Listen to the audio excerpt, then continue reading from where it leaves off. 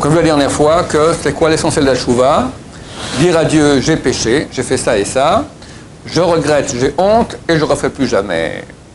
Le Rav continue et nous dit que chaque fois que quelqu'un amenait à l'époque au temple un sacrifice, ou qu'il avait une sentence, même de mort, de peine capitale, etc., pour qu'il soit expié de son péché, il fallait aussi qu'il y ait la tchouva, le vidouille. Il devait aussi, avant d'être exécuté ou avant d'amener son sacrifice, aussi faire cela, dire j'ai péché, j'ai fait ça et ça et ça et ça.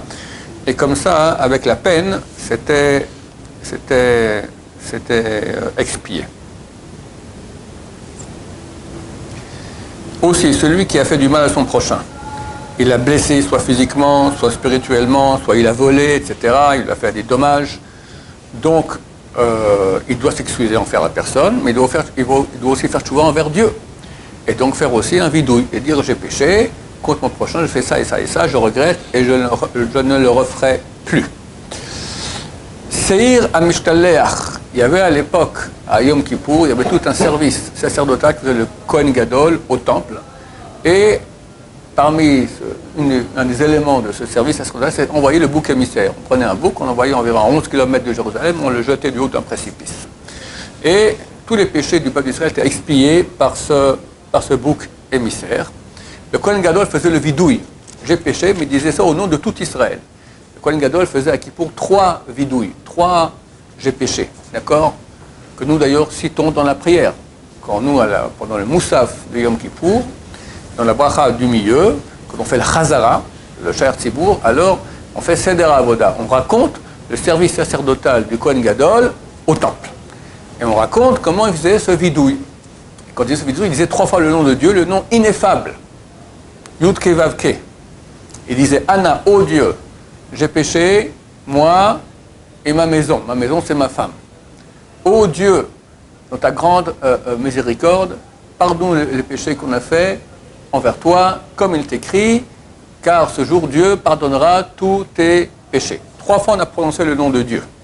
Et chaque fois qu'il prononçait le nom ineffable, tous les Juifs qui étaient présents dans la cour, la Hazaron appelle ça la cour du temple, se prosternaient et s'aplatissaient par terre et disaient Baruch Shem Kvod Malchuto L'Olam Vaed. Soit béni le nom de sa gloire, la gloire de sa moralité pour l'éternité. Alors si cela, nous aussi à la synagogue, je ne sais pas, en France il y en a peu qui font cela.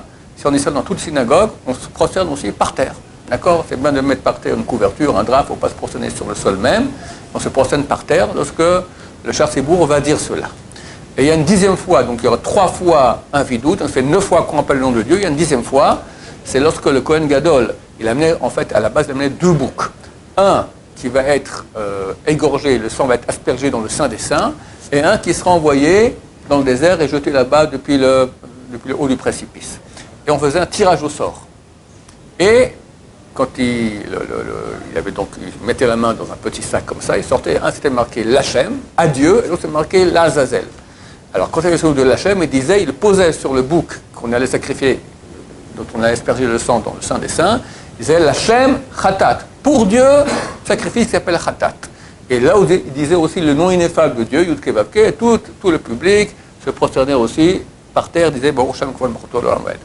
Alors, juste finir ici, le Rambam nous dit que donc, le Kohen Gadol faisait le vidouille.